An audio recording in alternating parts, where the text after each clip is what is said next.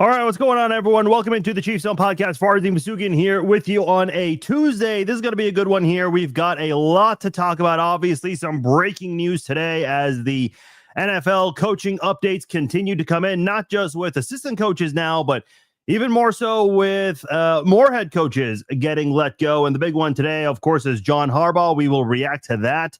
Also, what's going on with the Kansas City Chiefs? They have been extremely quiet in the last 48 hours since their season has ended, and people are wondering what's going on with the offensive coordinator position. Who do they want to hire? Are they going to promote someone? Are they going to make any changes? We still have not heard anything while other teams are making changes with assistant coaches, or obviously guys like Matt Eberflus let go, Cliff Kingsbury let go. So we'll see if the Chiefs are going to make any moves anytime soon, but still a lot to react to, and I'm not alone on this one here. Joining me today is going to be Mark Van Sickle from KCMO Talk Radio, and also Zach Stegna joining me here on the Chiefs Zone Podcast. Gentlemen, Happy New Year to both of you. How are you guys tonight? Doing great, man. I mean, glad to be back on the pod. Yeah. It's a great year. 2026, it's a new year, time to start over and fresh, and we're all doing great, I think. Yeah, man. This is a weird year, and I love the timing of the Chiefs to announce that they're moving to Kansas, which was the week of Christmas. And then, I think, listen, I get the timing of it because of the state of Kansas and their deadline and everything, but I also think it's kind of like smart because, with Christmas and having a Christmas night game, it kind of did go away. Like, we haven't heard much about the stadium news in like 2 weeks, it feels like. So basically since Christmas. So obviously kind of back to football and a lot of people just kind of reacting to things. I want to start with you, Zach, because obviously this season did not go the way anyone intended it in Kansas City. I'm just wondering, 0-2, and then you went 5 of 6, and then you lose every game after that except for one, which was one you just squeaked out in overtime. What are your thoughts with the way the season went this year for the Chiefs? So it was just kind of, obviously disappointing. That's first and foremost. I don't think there's anybody who would, give an assessment, any nicer than that. But I think the most disappointing piece was it felt like it was kind of like death by 1,000 paper cuts, where we just always had, we weren't totally out of every game or anything. We just would, make the uncharacteristic mistakes in key moments. I mean, you look at the Eagles game, where, Travis Kelce bobbles one off his face, and then Makuba or whoever, I forget how to pronounce his name, but, safety runs it back. You hate having those things. You obviously the Jags game with a uncharacteristic pick six in the red zone, like so many one-off little moments where it's like, man, if we had just it would have been different. And then it seemed like once the once that was kind of, or once the playoffs, I would say, were kind of looking less and less like it was part of the picture, then the injury bug really just started to bite. Obviously you couldn't ask for a worse addition to the season, or I guess subtraction, depending on how you want to look at it. Yeah, having Mahomes get hurt is obviously the worst case scenario, period, full stop. So not a great year here for the Kingdom. Now, of course, we've had some other really good ones in the past. We'll look at this as a chance to retool, but it's very definitely the end of the first era of Mahomes, I would say. We're starting to transition to the next one.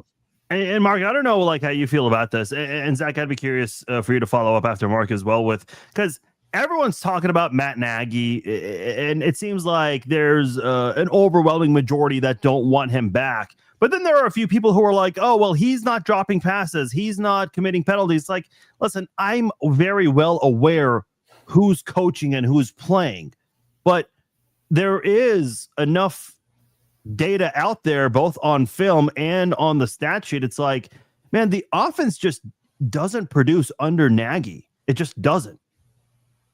Yeah, it's a weird anomaly. I don't know if it's the play calling, if it's the players not focusing in on game day. I since I'm not in the locker room, I'm not really sure what it is. It's just me on the outside looking in at this point, but Yeah, it seems like something's got to change, and I know people have been saying it for a couple of years. The wide receiver coach just doesn't seem like he's qualified. So that's one thing. It seems like the receivers are better than what they've shown, especially Rice when he came back. I thought he was going to be better, and then Worthy. I know he had that shoulder injury in week 1, but he just never seemed to get it going either this year. So yeah, I'm not sure what it was or what it's been with Nagy, but it hasn't been what they've needed. So that's, I guess, I mean, surprised they even won a Super Bowl when they did, if we're going to be honest. Yeah. I don't know. It's because here's the thing to me. It's like, here's what I always look at. 2022, who were your wide receivers? You had Marquez Valdez-Scantling, Sky Moore. You got Kadarius Toney during the season, Justin Watson. And those same wide receivers were on the team for 2023, excuse me. Yeah. The only difference was you lost Juju and you got, who was it? Rashee Rice. That was the only difference with the wide receiver position. But suddenly all of those wide receivers started dropping passes. It's like, wait a minute. I saw Kadarius Toney pick up the offense real fast the year before. But then all of a sudden he's like dropping things. And was that just dumb luck? Was that offensive coaching right there? And I think over the years, it's proven that coaches are not addressing it well enough, in my opinion. Zach, do you agree with that, or do you push back on that a little bit? Well, I would absolutely agree with that. I mean, I think that, yeah, I mean, yes, obviously, like some of these guys had drop issues beforehand. MVS comes immediately to mind. He was never known for his hands. He was just more known for that straight line speed. But I think that it really is indicative of just like a lack of discipline, frankly, like that you didn't see these sorts of things happening with the enemy in place. And then, not even just talking, the drops that you'd see, of course, but also, you got guys lining up out of place. I mean, the Jawan Taylor of it all. He didn't do that all in Jacksonville. That's all I'm saying.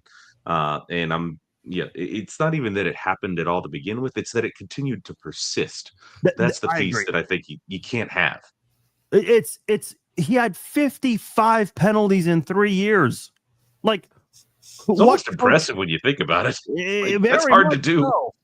Especially, when people allege that the games are rigged in favor of the Chiefs, somehow they have a player that has 55 penalties, but that's a topic for another time. It's like, what coach allows 55 penalties?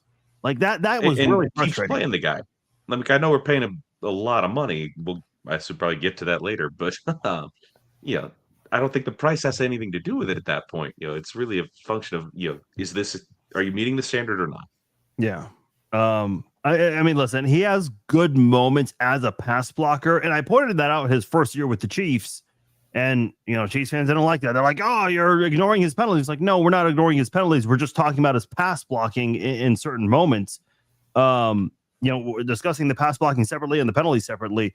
But yeah, I mean, and Zach, you did mention, I think he is set to make $27 million next year. That's his cap number, at least off the top of my head. Something like that. We're going to save 20 by cutting him. Yeah, that's exactly right. Yeah, $20 million by letting him go.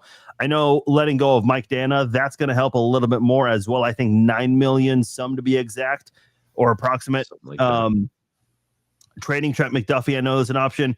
I know. First, we got to wait and see what the cap number is going to be. That will certainly help a little bit.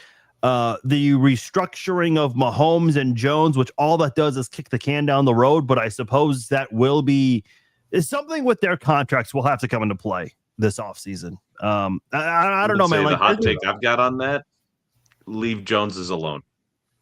I think they can get what they need to out of Mahomes's, and Mahomes also has like much more time on his because it's that really unique deal. I'm sure they'll renegotiate his before too long anyway. So I think that you can leave Jones well enough alone and get out from under that before too long. Yeah, and I don't know. Like, I like Chris Jones. I think having a better number 2 defensive tackle next to him would certainly help to replace Deshaun Wharton. I think Omar Norman-Lott is that guy, but he's got to stay healthy. He looked great when he was on the field, which wasn't for a lot of games, but I mean, he was breaking through and getting after the quarterback in some games.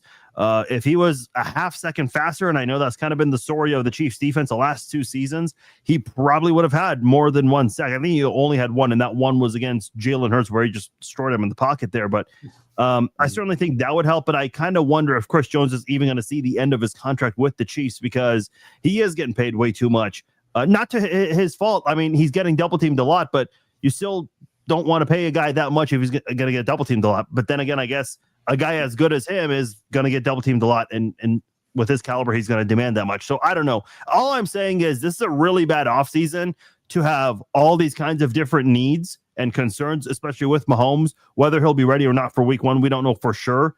And on top of that, you have a really shitty situation with the cap. That it is all-time bad. This actually could be a good offseason for that because they have a higher draft pick.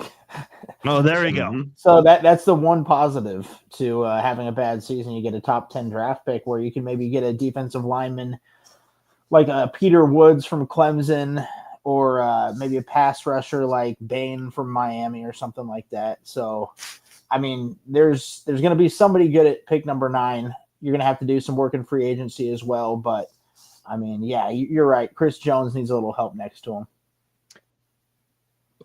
If you guys had to pick right now, like let's say today is the NFL draft, and let's say the Chiefs, well, actually, you guys decide. Do they trade down? Do they stay at 9? Like, what do they do? Zach, I'll go to you first. What do you want to see happen with the number 9 pick? Well, I would say that generally speaking, I mean, if you can get a crazy deal and, add to the, because we do have a lot of holes on this roster, especially if you look at just the starting lineup in particular. If you go just off of the depth chart we were running with last year, assuming that we can't probably afford to re-sign that many folks.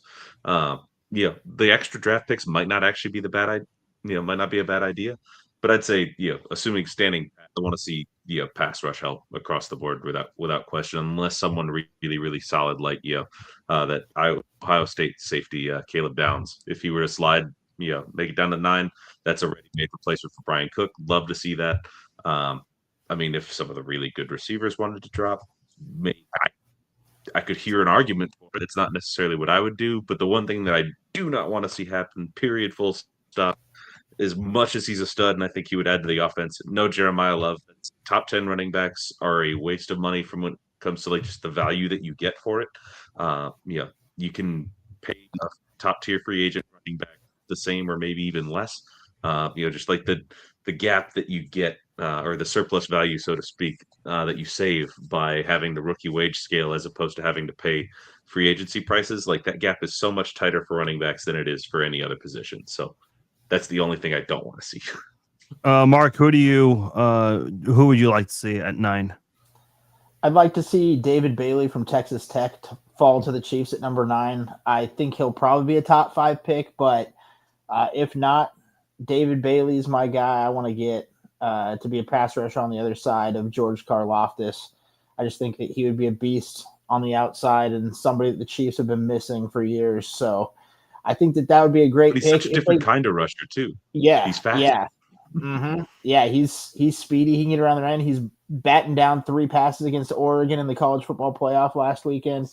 It's crazy. But yeah, I'd take him for sure. If you can trade down a couple picks and get a guy like Peter Woods, I wouldn't mind that either. Then you get picks and still get a defensive lineman that can line up next to Jones. So either one of those 2 options I'm fine with.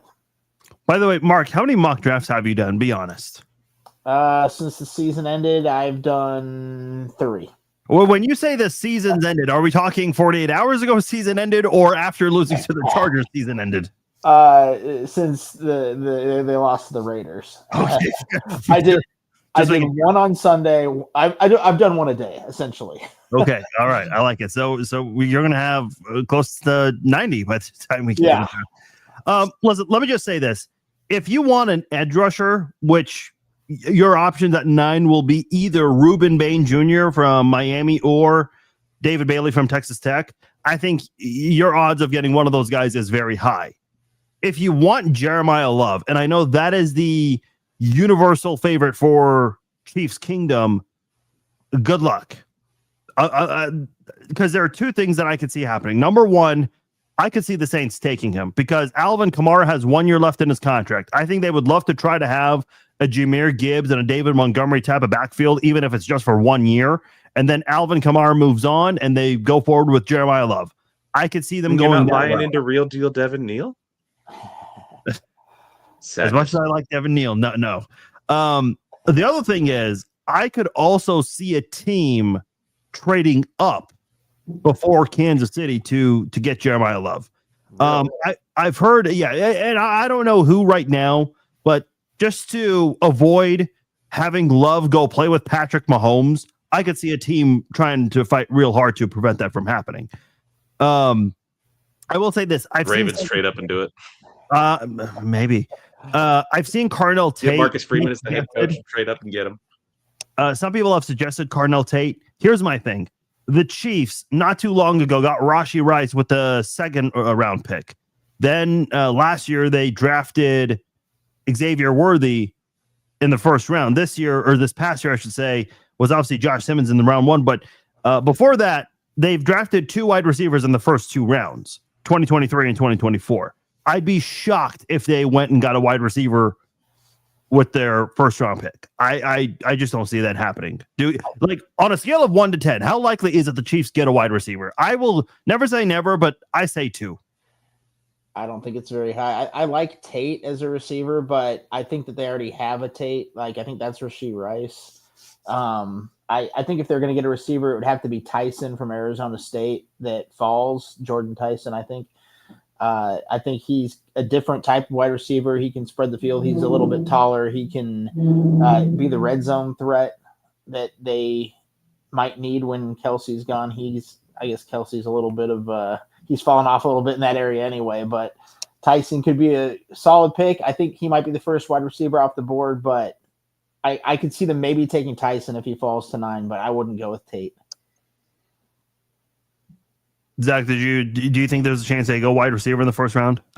I mean, I'd give it, maybe a 3 or 4, just because, if you were to, that'd be one heck of a receiver room. That's all I'm saying. You add in, especially Tyson. That's the one I would like best if we were to go that route.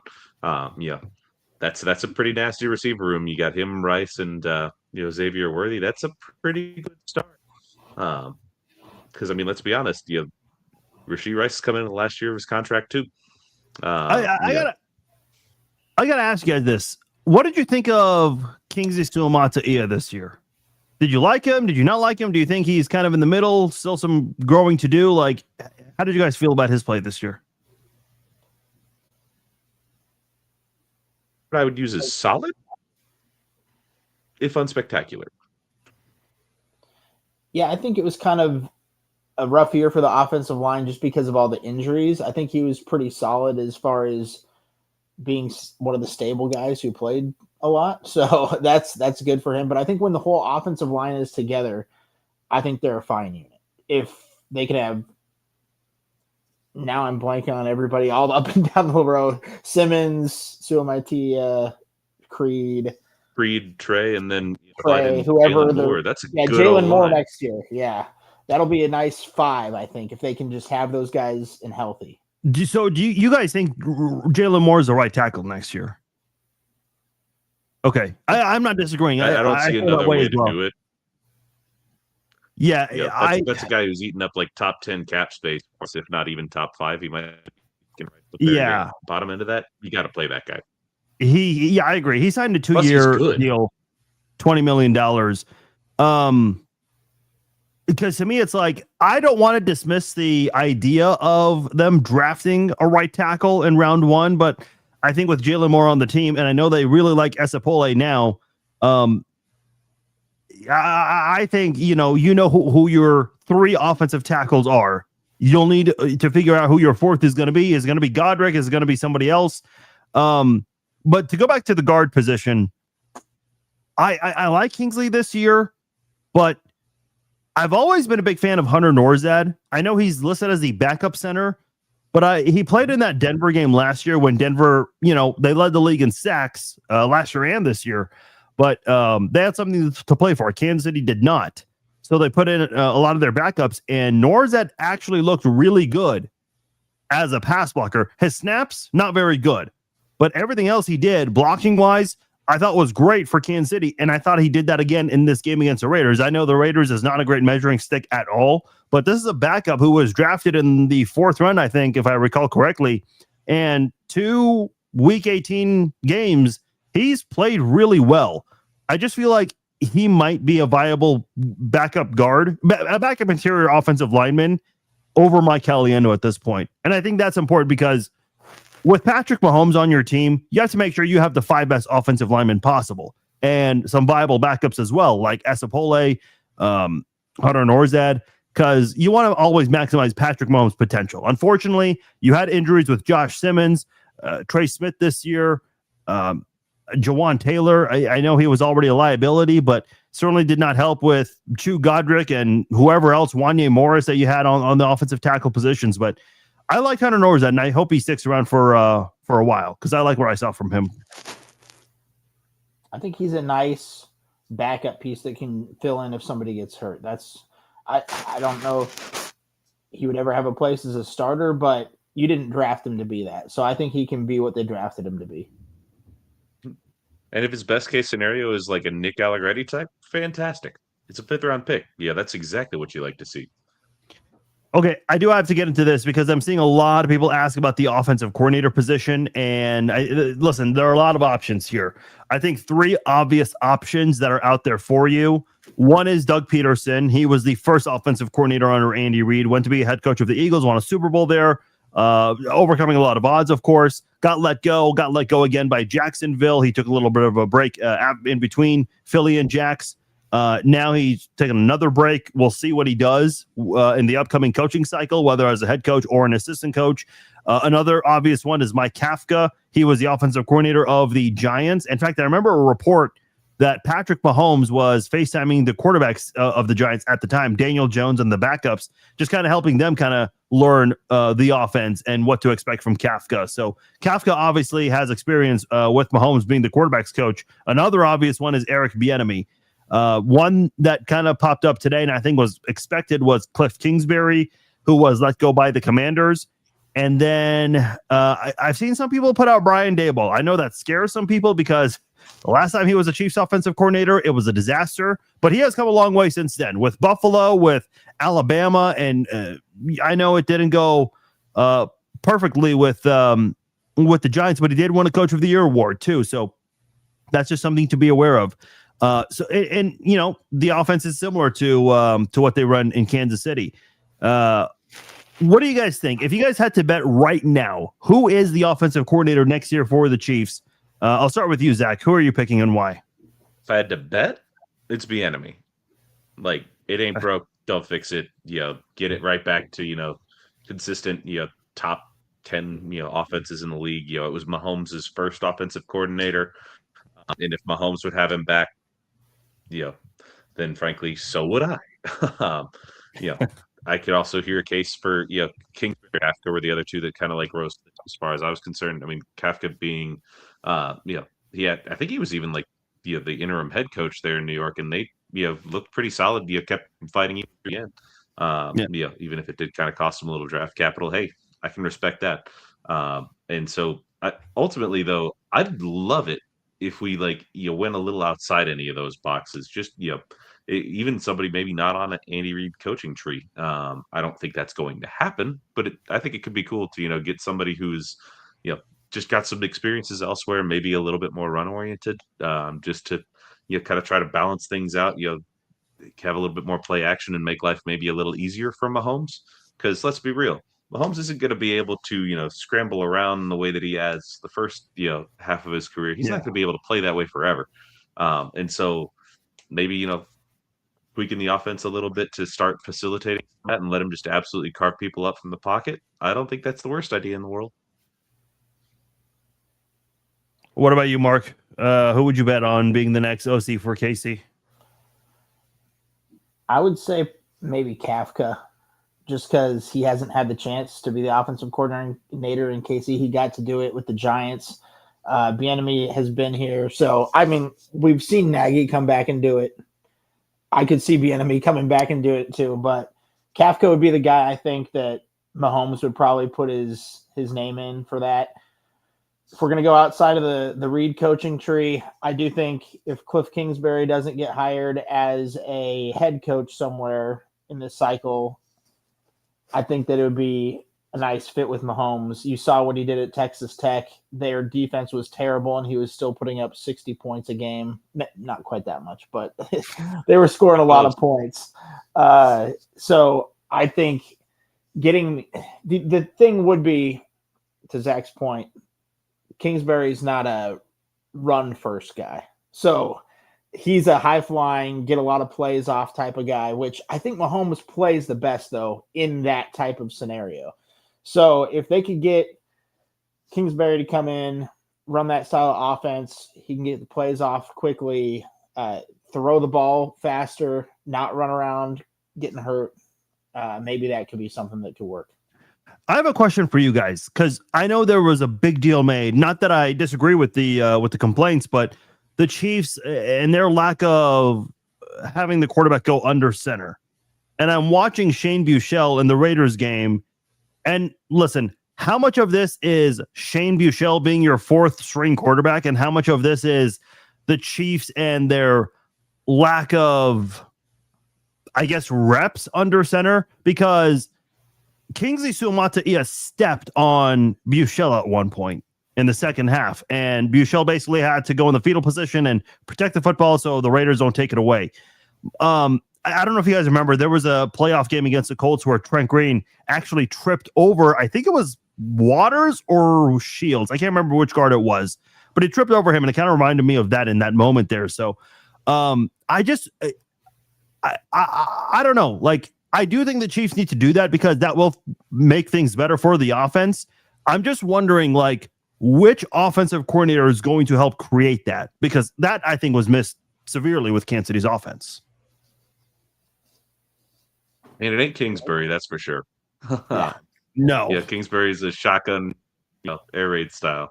I think that Bieniemy might be your best bet there, being the former running back, but maybe that's projecting over. I mean, he spent some time in Chicago with Ben Johnson now, and I could see that maybe making sense. Or again, maybe somebody completely out of left field that we haven't named here. Find somebody up Shanahan coaching tree, so to speak, or the McVay, whatever you want to call it. Here's something that I know a lot of people are making a big deal. Oh, Mahomes likes Kafka. He likes Kingsbury, but he doesn't like Bieniemy. It's like, look, I don't need an offensive coordinator to go attend high school games with the quarterback. I just don't. Like, I really don't give a shit about any of that stuff. I think he likes Bieniemy. I don't think that he doesn't like Bieniemy. I just think that he's probably because Kafka was the quarterback's coach. That kind of gives him. He was in all the meetings with him. You know what I mean? So that's what I think. He's a little bit closer with him in that way. And the same with Nagy. Nagy was his quarterback's coach for a year, and then he became offensive coordinator. So I think in that way, I think he's a little bit closer with those guys. I still think he likes Bieniemy. I think he'd like him as the offensive coordinator. I remember that article that came out by some Chiefs fans about Bieniemy just created a division and all these things. And I remember people even made a big deal, like in Super Bowl 57, when Jalen Hurts tried to throw that deep pass and it was incomplete. And as soon as that happened, Mahomes is out there celebrating. And people are saying, oh, Mahomes was not celebrating with Bieniemy. I'm like, come on. First of all, both coordinators, Bieniemy and Spags, were right next to Reed. So, I mean, it's like, in the moment, like, what do you want him to do? Like, go seek out Bieniemy? I don't get it. Look, listen, I don't have to be best buds with your coach. You just don't. I agree 100%. And look, I know there were some sideline moments where Mahomes and Bieniemy were John a couple of games. There was that little shove from Kelsey to Bieniemy. Not Kelsey's only shove with the Chiefs coach, but listen, I think at the end of the day, see, Brad says it best in the comments. I don't care about feelings. I care about results. And I think part of it is, this younger generation of athletes, they don't like to be yelled at or otherwise, especially in college, they tell mommy and daddy, oh, coach said, hey, I need to effing, wake up. And they don't like that. Bieniemy just held guys accountable. And look, forget about yelling at someone. At the end of the day, the offensive output was just better under him. And I'm not saying he's the only answer ever. And I agree with you, Zach. I think I would bet on Bieniemy as well. In fact, that's who I would want based on the success that happened before. Because as you said, if it's not broken, don't fix it. So why not go back to him? But man, it's like, I think anyone would be an upgrade over Nagy because for whatever reasons, the drops, the penalties, and I know we've gone over this, the lazy route running, we never saw that under Bieniemy. Why did it happen constantly with Nagy? It just wasn't addressed well enough, in my opinion. And I think that, based on, if you kind of read between some of the lines, I mean, like you could kind of tell the body language across a lot of the boards. Like, I'm sure that, Bieniemy, it based on, I think, all of the reputation that he's earned elsewhere too, is like, guy runs a little hot. And I don't think there's anything wrong with that. I think that he, is the type that will absolutely get in your face if you screw something up and will tell you exactly, how you need to fix it, shall we say. Nagy does not strike me as that type. And I would have bet that, I think that, Nagy kind of compounds it a few different ways. Like, I think that, you take someone without any experience like Connor, right, that we talked about as the receivers. I think based on everything we've heard about Nagy, he seems like he might be, a little too nice, maybe, a little too much of a player's coach, and not the type that's going to really get in your face and confront you about anything. And if he's not going to do that with his coaches either, then you get a guy who couldn't crack the receiving rotation at the University of Kansas, where they're farce, trying to coach NFL wide receivers. Like, come on now. Listen, I just remember like Damian Williams. Not that I thought he was ever a Pro Bowler, but he looked good when Bieniemy was here. And I don't think Damian Williams played under Nagy, but Jerick McKinnon won AFC Offensive Player of the Month in his very last regular season with the Chiefs. So I take that back. Jerick McKinnon came back a year later, but just was not the same guy. But different offensive coordinator. What a coincidence, right? So I don't know. I just feel like, he always brought running back in Nagy's system. Yeah, he always brought the best in guys. You're there to like do shotgun runs and get smoked about 6 times a game. By the way, Bob, the rest of the time you're just kind of there. Bob on YouTube, I see your comment about Bieniemy 30 points per game in those 5 years. The Chiefs were always top 6 in total offense and points scored per game.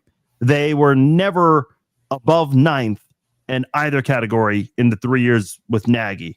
So when Mahomes got injured, they ranked 15th in points per game all 3 years. Obviously, they dropped below that after the Mahomes injury, but I'm saying before that, they finished 15th every single year. It's like, come on. They were consistently mediocre, and you kind of wonder why. I can't remember what year was it. What year was it when Mahomes said he didn't have fun with the offense? Was it 2023 or 2024? I don't recall that. It was but 24, probably, wasn't it? Where they were talking about trying to bring more of that back this year. Yeah, okay. I think you're right. I think he said it this past offseason. He talked about how the offense wasn't as fun. Because I remember people were like, really? You didn't have fun when you reached your Super Bowl? It's like, well, if you watch the games, you'll know that. And people brought it up how the Chiefs kept surviving and getting help from the refs and a toe out of bounds and a penalty and a blocked field goal, a doink, like all these things to squeak out all these wins here. But the Chiefs, you didn't see them. They weren't throwing the ball down the field as much either. Yeah. Oh, absolutely not. And that's the other thing too. Like, if you have an offensive coordinator that'll hold everyone accountable, including Patrick Mahomes, I think you'll see the deep pass game come back. Because we heard it all offseason. Mahomes was like, yeah, it's coming back. It's coming back. We never saw it. Like, when I saw Shane Buechele, a little bit of it. When Shane Buechele had a 51-yard bomb to Hollywood Brown, I'm like, where was that all year? Where the hell was that all year? It came out a little bit with Tyquan Thornton, but that's about it. And then what do they do with his playing time when Rice and Worthy came back? I know. It's like, that's coaching. This is the other thing I don't understand with this football team. I think I've been saying this for several weeks. This team needs to evaluate how they evaluate. The fact they let Mike Pennell go for Derek Nottie has to be one of the dumbest moves Brett Veach has made. And I like Brett Veach. And I said in the offseason, I think he's the best GM in football. I don't think he has that title right now. Like, you've got to figure out the personnel and a better. And by the way, for people saying fire Brett Veach, no, like this guy's done a lot of great things for you. I think he's overpaid some guys, no question about it. But you are where you are, and a big reason is because of him. Like you don't get to where you are without Brett Veach. Yeah, I think the main reason that people just get are any of the fire Veach crowd. If you look at the last really the 2023 draft, where we got and a whole lot of not much after that. I mean, yes, we got Andy like he never really cracked rotation to begin with. You got Wanye Morris, who is a solid, mediocre swing tackle, and then Chamari Connor, and then the other three guys aren't on the roster anymore. There's your 7 draft picks from 23. I think that you got one bad draft, and we're starting to pay for it a little bit now.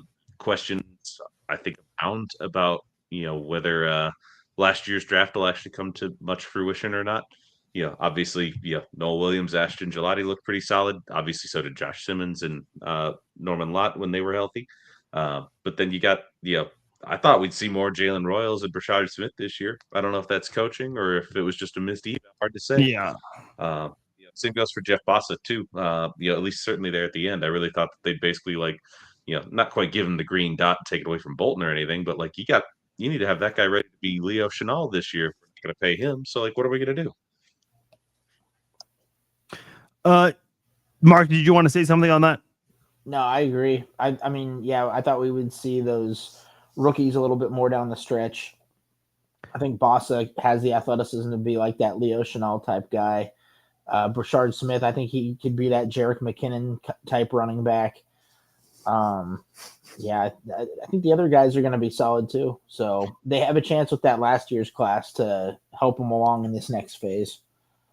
I just feel like defensively, and I know we haven't spent a lot of time talking about the defense. I know they were second in points allowed per game and total defense and sacks in 2023. That number's gradually gone down, but they've stayed in the top 10 in total defense and points scored per game. Now, the takeaway numbers and the sack numbers, those have gotten less and less. And I know Nick Bolton kind of addressed that in his press conference yesterday.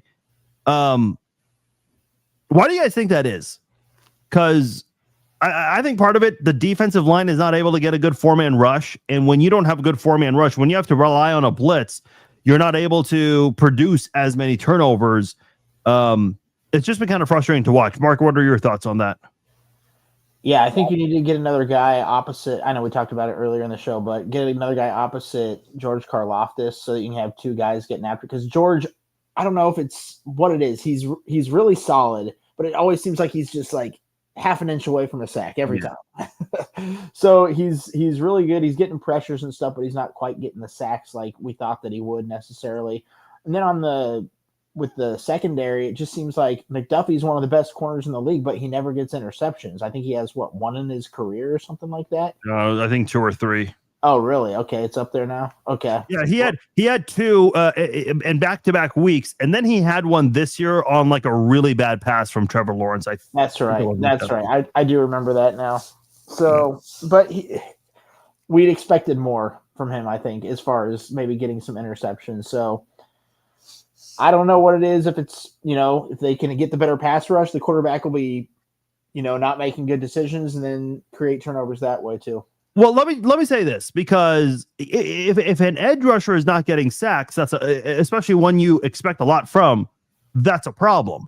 But I got to push back a little bit on your comments about Trent McDuffie, because part of Trent McDuffie and what makes him so elite is he does a really good job of covering receivers to the point where quarterbacks are too shy to throw in his direction. Like, yes, I know interception, those numbers are always talked about with quarterbacks and safeties. But I think in today's NFL, and it's been this way for a few years now, because I think Richard Sherman was kind of like, I don't want to say the innovator of doing this with the quarterback position, but I remember there was a stat, I think in 2013 or 2014, where no quarterback threw the ball at his direction for the first 8 games.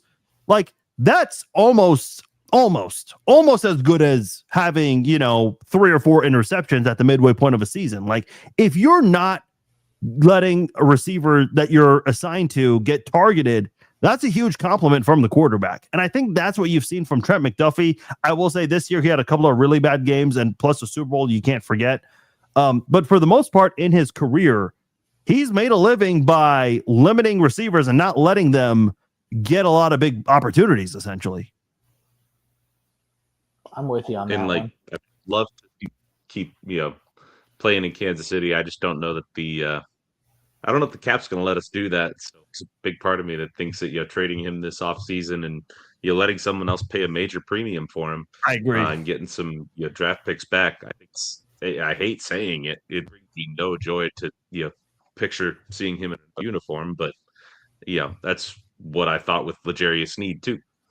And here's the other thing too, like because he hasn't made any Pro Bowls, because fans just vote on interception numbers for that kind of thing. Which by the way, they need to rework that. Like all pros should take president over Pro Bowl for that kind of stuff with incentives and everything with the 50-year option. But he's gonna want a new deal. He feels like he's far more worthy than what he's getting. And I agree with you, Zach, because of the cap situation. I think he might have played his last game. Him and Christian Fulton the same money. Say that again. Like if you look at our cap numbers, we are paying him like next season. We are slotted to pay him and Christian Fulton the same amount of money, which is sad. Why is it? I got no love lost for Christian Fulton. He's a perfectly fine corner.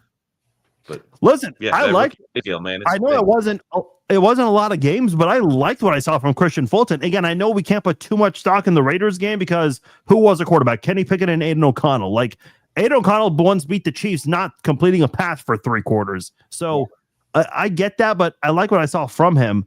Noel Williams, I know a couple of people even commented on this. I thought Noel was great, and I wish he got far more playing time. But again, for whatever reason this year, the theme was don't give rookies or young guys like Tyquan Thornton any playing time, which, by the way, I think last year they got Tyquan Thornton and put him on the practice squad, and they basically said, you're staying on the practice squad. I think they could have used Tyquan Thornton last year because for whatever reason, they get a guy like Damian Pierce, Brashard Smith, who they drafted, Jalen Royals, who they also drafted. For whatever reason, in recent years, except for DeAndre Hopkins, who's a future Hall of Famer, the Chiefs barely use any newcomers. It doesn't make sense. Like, what's the point of even bringing these guys in if you're not going to use them? Even Christian Fulton. I mean, he was on the healthy scratch list for 8-9 weeks this year. More than half a season. Yeah. So once he finally get in, it takes a couple games to get going, and then he looked pretty good at the end of the season. Yeah, I mean, I don't know. It was very frustrating because I feel like Oh, go ahead, Zach. I was just gonna say, I just found it kind of frustrating. It's like how unbelievably complicated do our systems have to be if these guys can't get them that fast? I don't think they are that complicated, to be fair. Maybe they are. Like I don't operate in those rooms, but I find it pretty dang difficult to believe that they're that much more difficult to comprehend than any of the 31 teams in the league. So I think it's just an unwillingness to trust the new. Same way that we always saw Dan Sorensen getting play time, where it's just like, okay, seriously, no one else knows the system, really? Yeah. No, I remember people talking about that in 2021. Here's the breaking news of the day, and I think this really shakes up the entire coaching cycle that's going on right now. The breaking news this evening was John Harbaugh let go by the Baltimore Ravens after 18 years, brought them a Super Bowl. I think he had a 13-11 record in the playoffs off the top of my head, but in recent years, it hasn't been as pretty. And I know that's been talked about with Lamar's 3-5 record. You know what's really crazy? I saw NFL memes put up something. They showed the field goal kick that the kicker missed. If it was wide left or wide right, which ended up being wide right, Harbaugh's fired. If he makes a kick, the caption between the uprights said Tomlin fired, which I thought could not have been any more accurate. But I'm just thinking, like, with Harbaugh being available, the next coach of the Giants.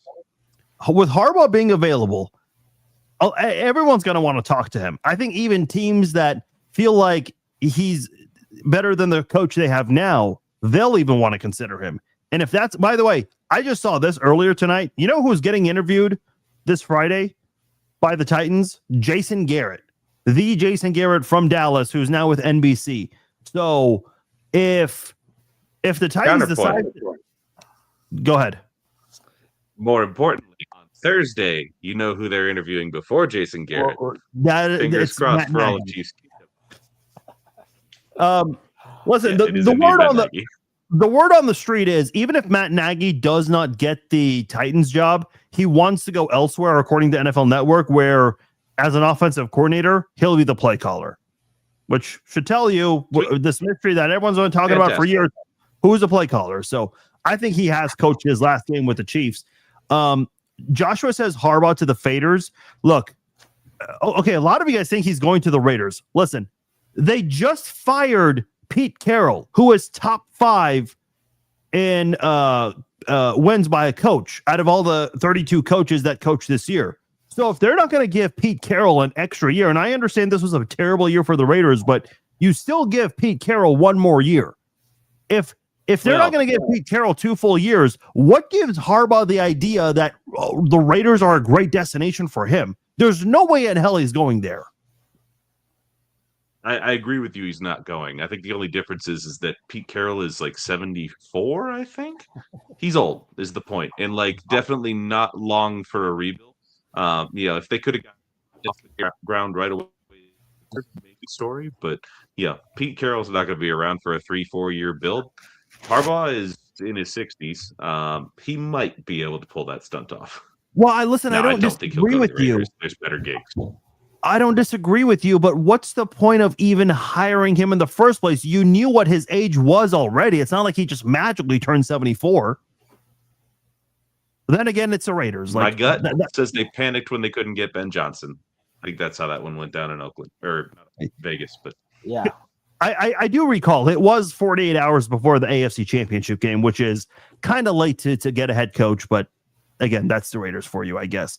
Maybe he wants to coach in the same division as his brother. And if that's the case, I say, you know what? Don't go to the Raiders. Maybe kick Dave Tobe out of Kansas City and come here to be the special teams coordinator. John Harbaugh, let's go. Let's go. Come on. Reunion from their time in Philly. You know what's funny is a couple of years ago, I was watching a Chiefs Eagles game on Philly. Some of these games are on YouTube.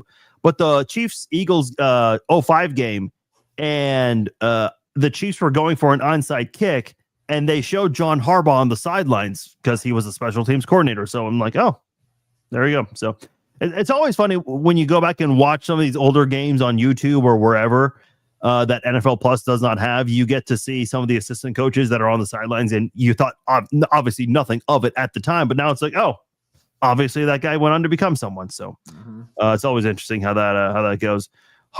Jim Harbaugh's wife is from Belton. Interesting. That's true.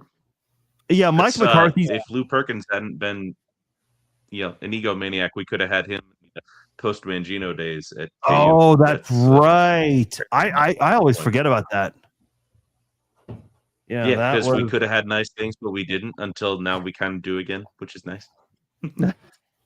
Those were interesting years, nonetheless. I don't know if you guys ever listened to Tim Grunhard. I bet you some of those guys could do a head coaching job for the Raiders. I'm sure Charlie Weiss isn't doing anything. Tim Grunhard, dude. Charlie Weiss was the 6th highest paid coach in 2015, and he didn't coach a single game that year. Like that's how much that guy was getting paid. His son's good. Yeah. Where was I going with this? Oh yeah, Grunhard. Where's going? Grunhard goes on A10 frequently, and for whatever reason, he always feels the need to inject some sort of a story about Charlie Weiss and throw a little bit of a shade towards his direction. And I remember Petra just kind of called him out. He's like, man, you really must have not liked working with Charlie Weiss. And listen, Grunhard's awesome. He's been on this podcast before, and we talked about his time at KU. And I asked him, I'm like, there was a good coaching staff in place. Like, what happened?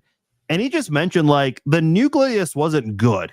Those guys just did not know how to win. Those were his words. So Yeah, that's disappointing because I had high hopes for the Charlie Weiss Jayhawks. I really did. Yeah. Mark, you went to KU, didn't you? No, I didn't go to KU. Oh. I just enjoy covering them. I write about them. I sometimes do a podcast about them. So I'm more of a KU outsider that just kind of looks in, but I enjoy following them. Zach, you went to KU, obviously. That's where we met. We did a radio show together there. But what did you study? Were you a journalism student? Nah, business student. Okay. Because I went back this summer to Lawrence for the first time in like years, like at least 2 or 3 years.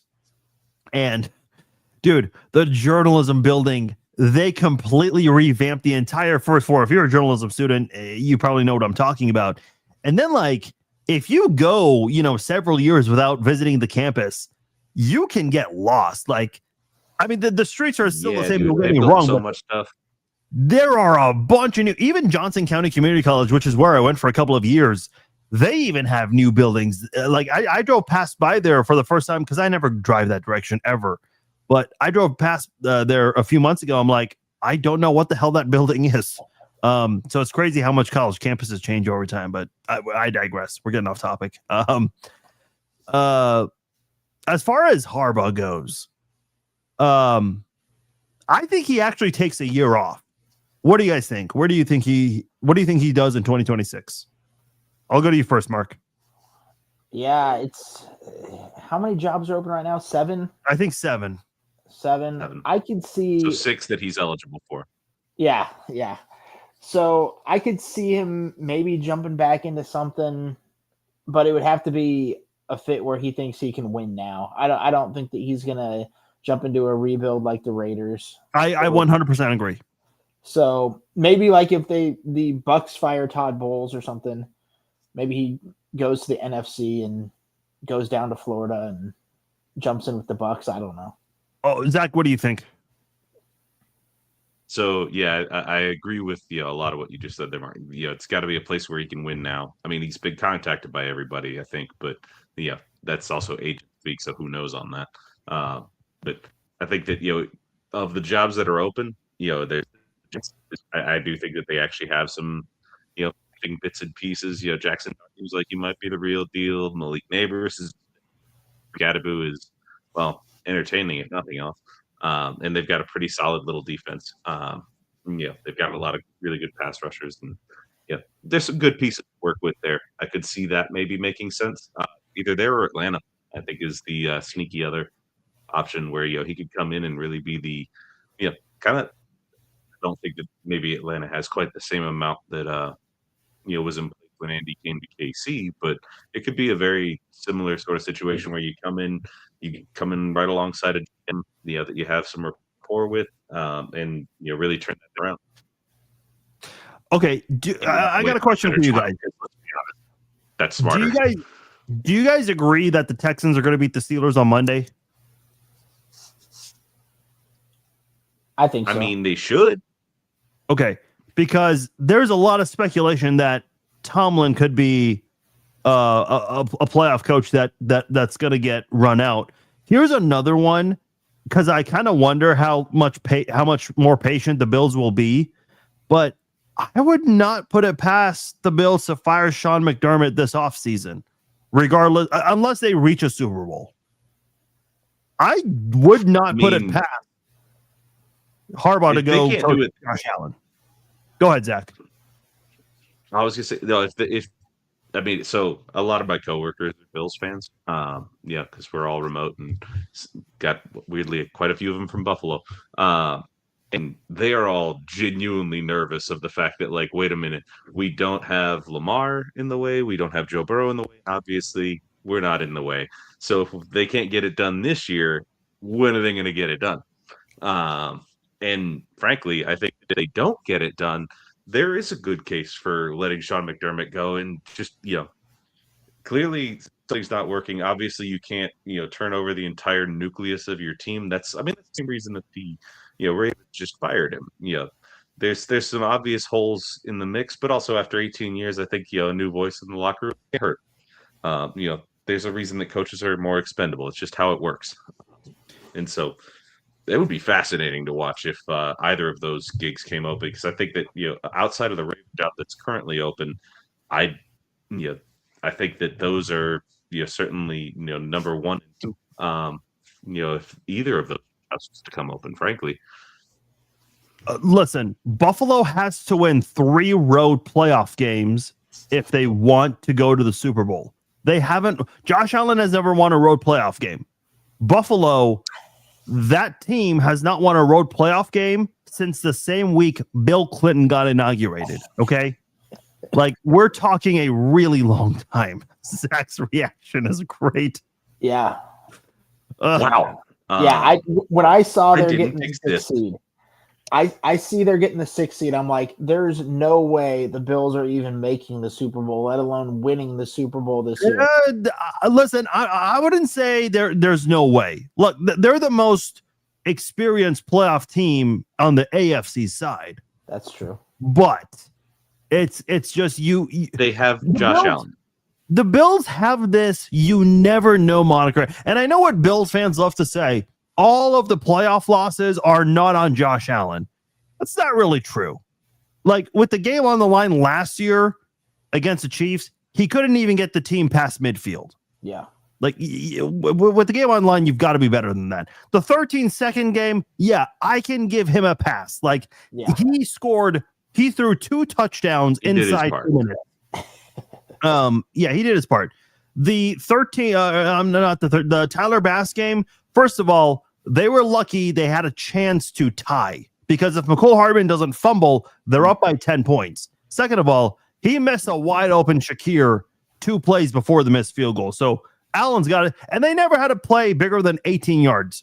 They didn't have a big play in that entire game. So, and then losing to the Bengals when the weather was bad, it's like, man, you're just making all kinds of excuses for this. It's your job.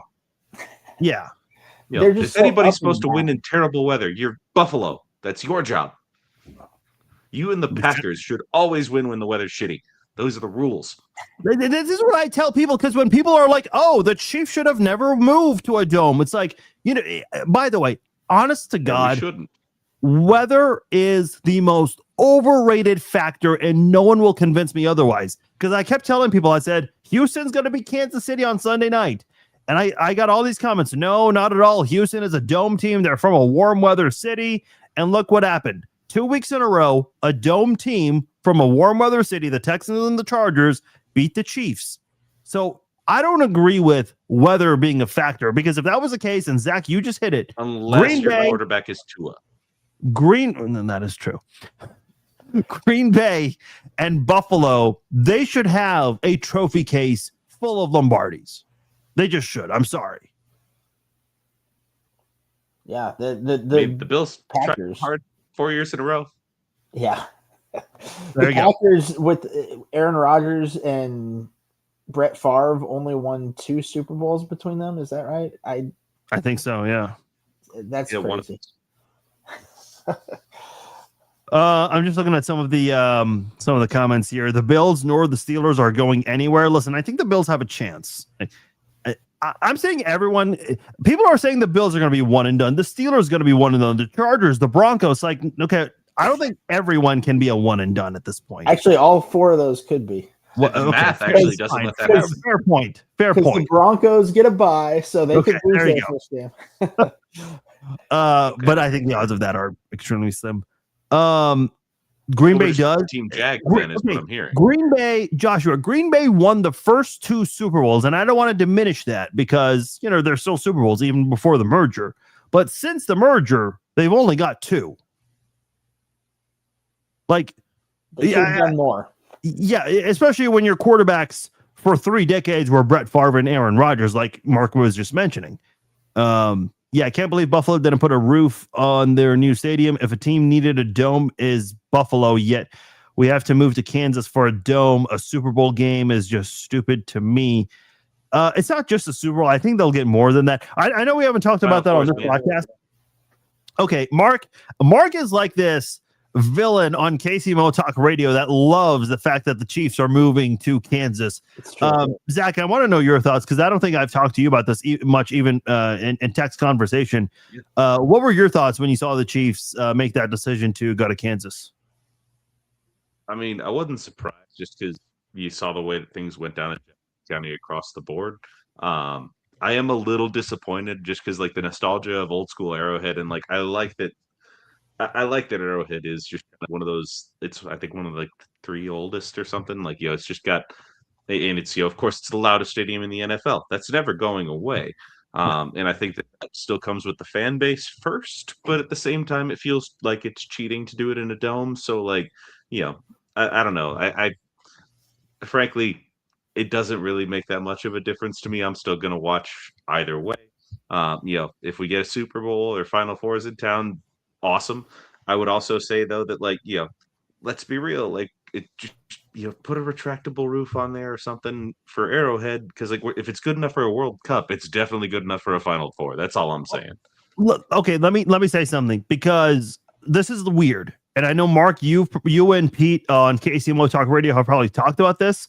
They did the press conference that Monday, but they never revealed any renderings. They didn't go into too many specifics. I know they said dome, and they said anywhere between 65,000 to 68,000 seats, which hopefully are just preliminary numbers because that sounds like a really shitty idea. But I can tell you, when I have this on good authority, things are not necessarily finalized yet, which is why, again, you haven't seen renderings and why Missouri Mayor Quinton Lucas is like, oh, we're not giving up on him yet. And listen, slim chance they go back to Missouri. But Kansas, they're still trying. The Chiefs want a retractable roof. Yeah. Kansas wants a dome, but that's still being figured out at the moment.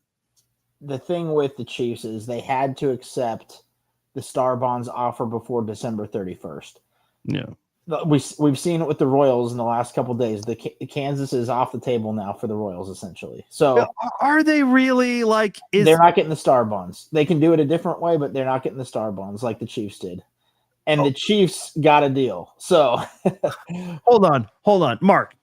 Correct me if I'm wrong, because in the summer when Mark Donovan wrote that letter requesting the extension, it was extended for a full year. Yes. But verbally, Kansas was like, you got to tell us before the ball drops. Yeah. The New Year's ball, that is. It's because the Kansas Senate president was in charge of the Star Bonds committee or whatever you'd say in 2025, and it switches to somebody else in 2026. I believe it's the Speaker of the House now is in charge of it. Dan Hawkins, I think. And he said he doesn't want any part of Star Bonds anymore. He wants to literally get rid of Star Bonds being on the table for any projects ever again in the state of Kansas. So the Royals missed their chance. They should have probably accepted before the Chiefs. But the Chiefs, you're right. I think that they had to accept the Star Bonds offer before the 31st. And now it's into the phase of getting the contractors, getting the people who write up the plans for building the stadium. Because, they haven't done that yet because they needed to know that they're actually moving before they start paying these people to build them the stadium. So Correct me if I'm wrong, though, isn't there like something in the NFL, like bylaws or rules that, I mean, let's be honest, they all, kind of play. I think all those rules can be, I would imagine. Isn't there something in there that's the equivalent of like a ROFR, right of first refusal for like, staying in place if you can have your, if current jurisdiction or whatever to give you the same deal and match, isn't the NFL's stated preference to keep people in place? I feel like I read that somewhere. I don't feel like I'm making that up, but maybe I am. I think that's true. Missouri's offer was less than Kansas, though. So, and I don't think that they can go any higher. I think that they basically gave them their best offer, and then they realized, all right, we're not getting what we're getting in Kansas. So nobody's ever been given 70%. So that's the whole thing. Yeah. It does seem a little bit rich, but I don't know. Yeah. That's been talked about real a lot. Political real quick. Yeah. Look, I've always told people they're still in the area, but if the border war, if that's too big of a deal for you, then okay. I mean, I don't know. Either don't watch football or I suppose the Browns need fans. I don't know. I don't know what to tell you at that point. Because I love all these people who are like, because I'll click on someone's profile and it says, because I don't ever click on profiles, but people are like, oh, I'm done with the Chiefs. And I clicked on someone's profile and he says in his bio, it says a former Chiefs fan as of December 23rd or whatever the date was for the press conference. It's like, now you're announcing that you're not a fan. It's like, come on. I'll say, and I too am done watching Chiefs football until August. That's a good point. They're all going to come back. We all know how this works. How much of the negative reactions do you think is also due to the fact that they're playing poorly this year? Because if they were playing like last year, like fighting for the number 1 seed, I don't think you'd still see negative responses, but not as much. That was kind of how it was for the Royals when they were doing that vote in Jackson County. Everybody's like, well, give us a good team and then we'll vote for them. And then after the vote was no, they went to the playoffs. Which, to be fair, yeah, the timing was quite poor on that end. Yeah. But yeah, I think, I don't know. We had one person call into our radio show, I think it was last week, and say that he's actually not going to renew his season tickets in the final 4 years at Arrowhead just because he's not going to do it in Kansas. So he's just going to save some money and use it to go on vacations or whatever else. So everybody's going to have their chance to do that if they want. So you can talk with your money. I listen, I like Nick Wright, but on his YouTube video 3 years ago, which by the way, the YouTube algorithm knows how to work because that video resurfaced and he said something to the effect of how if they move to Kansas, he's no longer going to be a Chiefs fan after Mahomes retires. Like, wait, why are you waiting for Mahomes to step away? Sure. Like, do it now. What does that mean? You're going to wait for Mahomes to go away? Like that makes no sense. Because he thinks that after Mahomes retires, then they're going to go into the bottom for a while. So he's being a fair weather fan. Yeah. Listen, I like Nick, but it's really interesting to see what all the Rams fans that came over, because like a lot of them came over kind of right after, of course they bounced to LA, and the way that went down was all kinds of shitty. I genuinely feel bad for St. Louis fans in that regard.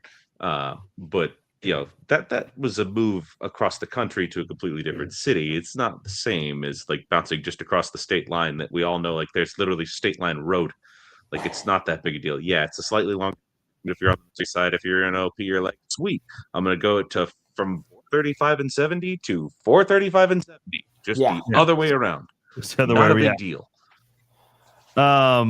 This podcast sucks. You guys have no idea what you're talking about. Then why the hell are you watching us?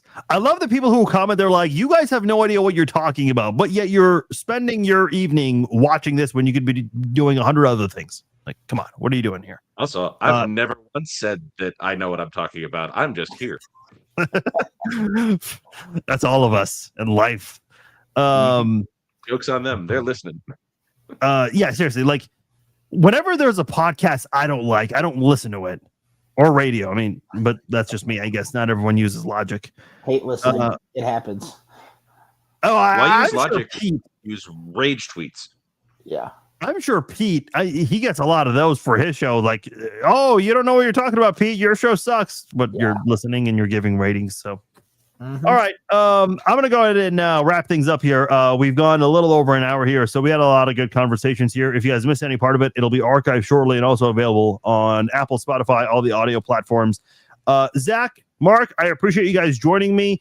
We'll do this again probably sometime after the draft. Have the both of you back on and talk about where the Chiefs are at that point, because we'll have a lot of answers, still some questions, but still have a lot of answers by then with this football team, the coaching staff, the personnel, and it's going to be an interesting offseason. It'll be interesting, so it'll be a lot of fun. Gentlemen, Happy New Year to both of you again. I appreciate you guys, and we'll keep in touch. Thank you. All right. Appreciate you guys. That is Mark Van Sickle and Zach Stegna joining me here on the Chiefs Zone podcast. I am Farzin Vasugian. Thank you all for tuning in to this live stream on a Tuesday night. We'll be back tomorrow. No game to preview for the Chiefs, but we will still talk about the NFL playoffs. I'll give you my picks for all 6 games tomorrow night. That'll be 8 p.m. Central Time. Join me for that. I'm out. Talk to you all later.